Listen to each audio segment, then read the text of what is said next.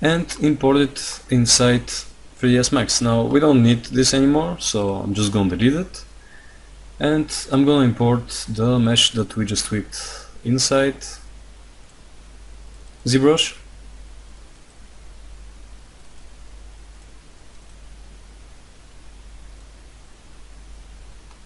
Okay, so this is our tunnel.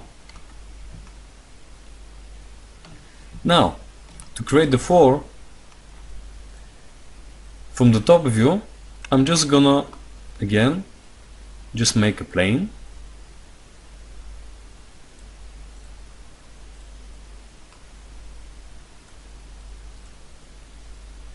And you should just make sure that the plane it's going a little outside of the walls. That will avoid clipping issues later on. So yeah, again, by just clicking here, first I'm gonna position it a little bit lower. Okay, so again, make sure that it intersects with the walls and it's not positioned like this. I think this height is good enough. Okay, so now just select the edges, and I'm very quickly going to make the cave floor just following the basic shape of the tunnel. And yeah, don't worry about it looking too low poly. Later we're gonna decimate it, because still we need some mesh density to be able to use the texture blending on the floor.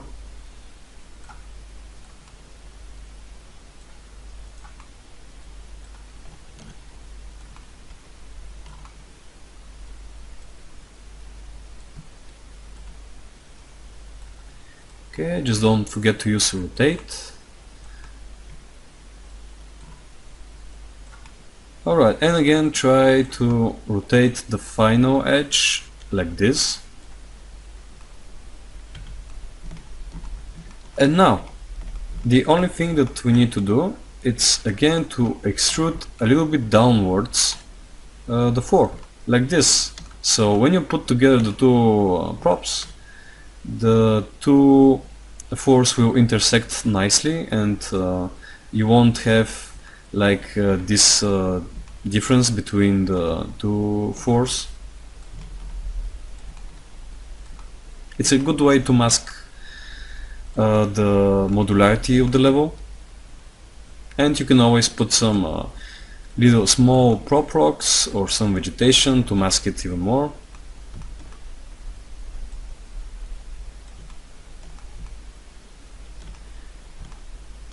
Okay, so let me just extrude this one.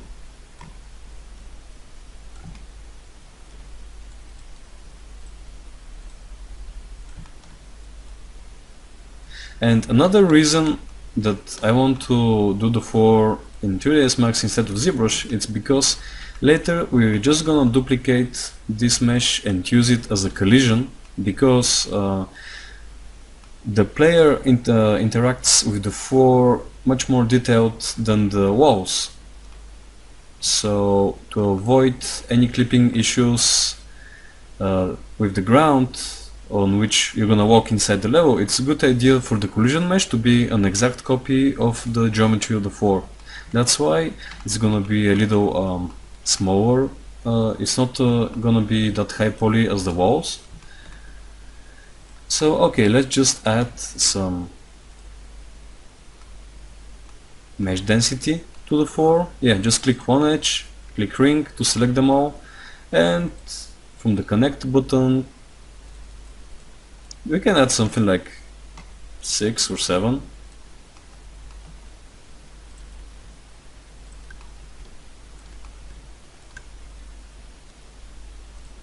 Or instead of using that, we can probably just click mesh smooth.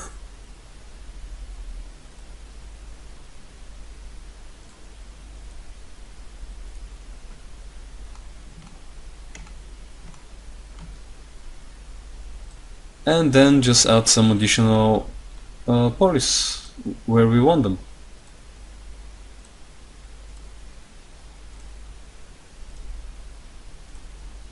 Okay, so now just to add a little variety to this 4, because now it looks too flat, I'm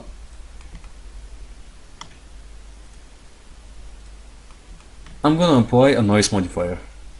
So from the modifier menu here, just scroll down and look for noise. So now you need to put some value under the seed window, click on fractal, and what we need is some value only on the z-axis. So I think that 0.2, it's good.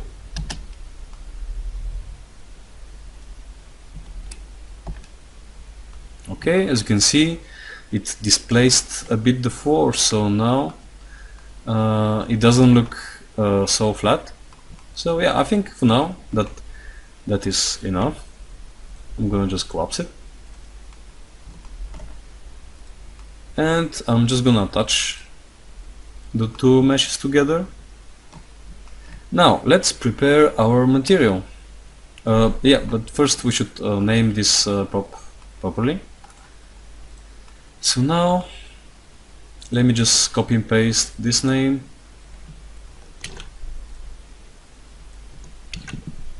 And here I'm just gonna change the name of the prop to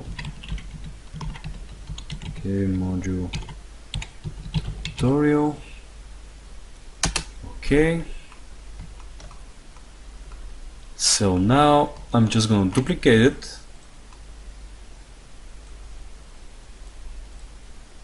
and create a collision mesh.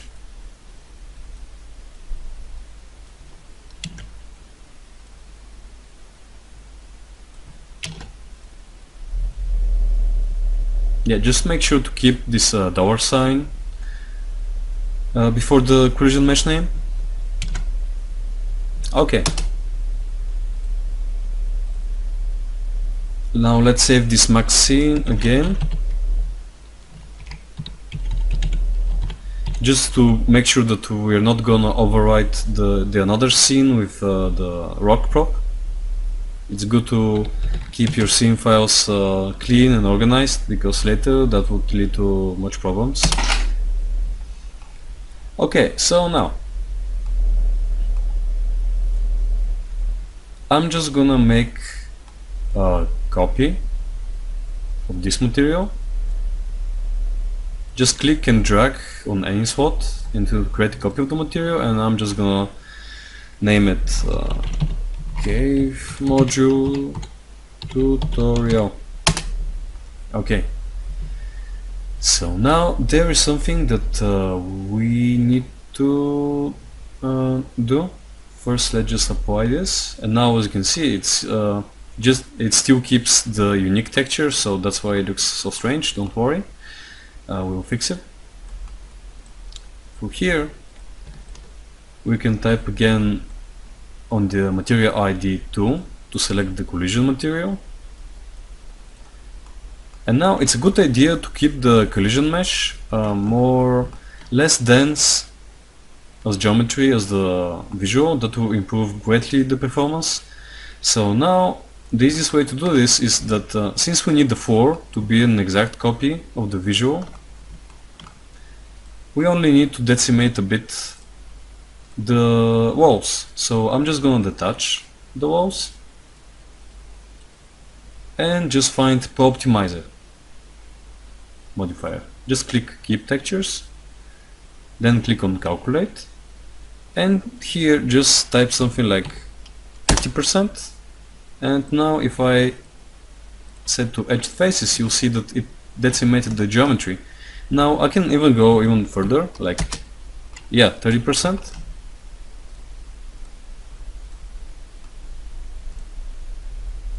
When you're done decimating the mesh, just make sure that you attach the proper mesh to the collision, because now you should attach selecting the 4 using the touch button, because if you select the walls and you attach the 4, the name of the collision will disappear and you will end up with this object 001. So yeah, always select the object with the proper name before you attach the remaining geometry to it. So with the 4 selected, just click on the attach button and attach the walls again. And now as you can see, here on the poly count, it's only it's less than half of the poly count of the visual, and that will greatly improve the performance. So now let's just set up the material. We need to change first the diffuse. Let's just select cave wall. Let's select our specular map. As you can see here, it changed already on the preview, and we only need to load the normal map. Now the height map we will place later inside CryEngine. We don't need to add it here in 3ds Max. Okay, so now I'm gonna just turn off the edge faces. Now, because the UVs were set in the 1x1 UV texture space, you see that this texture is looking too low res, and that's why we only need to upscale the UVs of this mesh. Just click one of the faces and click this button again, expand face selection to seams, and now you only need to scale this up. Now if you get this bright red color when you select a mesh, you just press F2. Okay, so now you'll be able to actually see. And yeah, I think for now this is a good pixel ratio of the texture. Now the other thing that we need to fix is the 4, because right now the 4 doesn't have any UV coordinates. So let's just select it, again expand selection to seams, and then just press this pelt map, click pelt, commit, and then from the tools switch to face angles and just click start relax. Now sometimes Max will make these bugs while you try to unwrap really simple forms. That's why I prefer using ZBrush for this. So the easiest way to fix that, it's just click anywhere to deselect these vertices and just select this row that is overlapping and just drag them down a bit.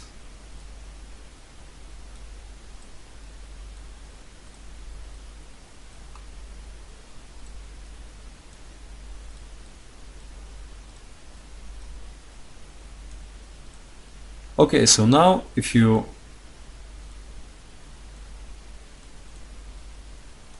try to relax this mesh again, as you can see now it worked fine.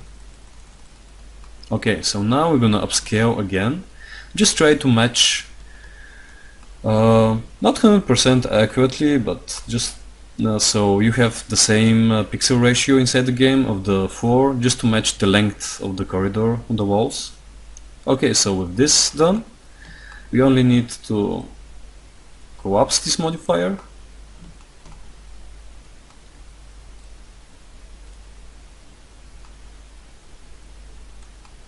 and we need to create a dummy to which we're gonna attach the visual and the collision. Yeah, we're gonna name it Cave Module Tutorial. And again, as with the rock prop, just select the collision, click the select and link button, click and drag and drop on the visual, then click on the visual and again do this to the dummy. Okay, so now everything is looking fine. Just center the dummy at the center of the scene and again place the visual and the collision at the center so they intersect. And something very important, I'm just gonna move on the side the collision. Now if you export this cave the way it is right now, you'll see that inside CryEngine the sun will go through the walls and it will light everything inside the tunnel, and that's not supposed to happen. So the way I do it, it's just, I'm gonna switch again to edged faces. The easiest way to fix that, it's just to create a very simple shape.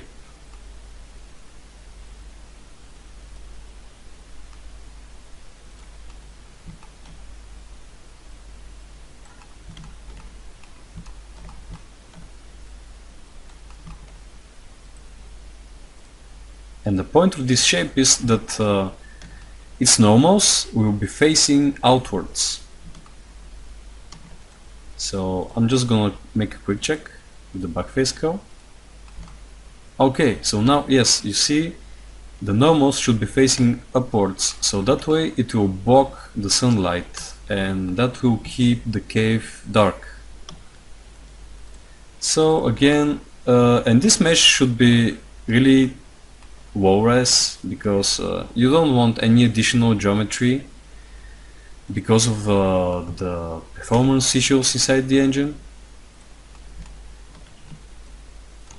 The less poly it is, the better, but just make sure that it covers good enough all the walls of the cave. You don't need any geometry on the floor because the sun can't go that wall.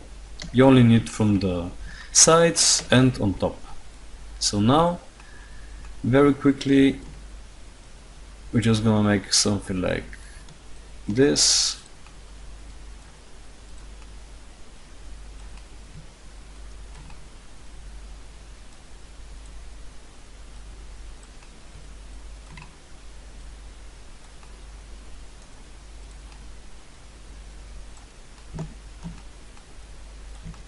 Okay, and I'm just gonna extrude a little bit here, these planes.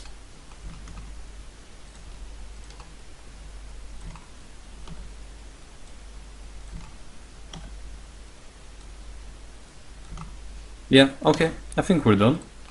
So again, I'm gonna apply the same material here.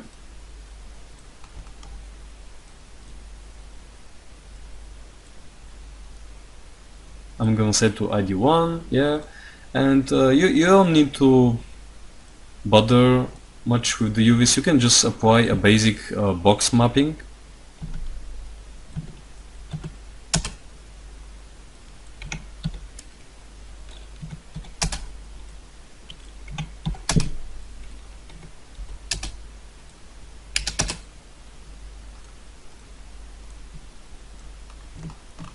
And again, with the main mesh selected,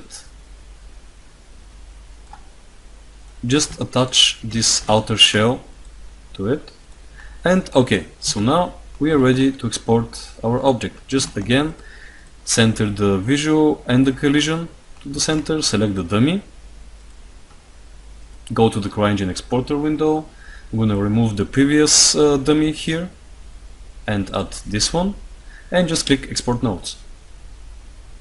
Alright, now the only thing that it's left to do, it's just to select the material here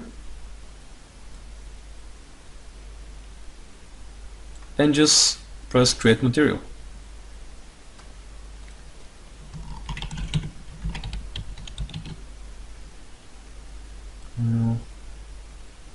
Sorry.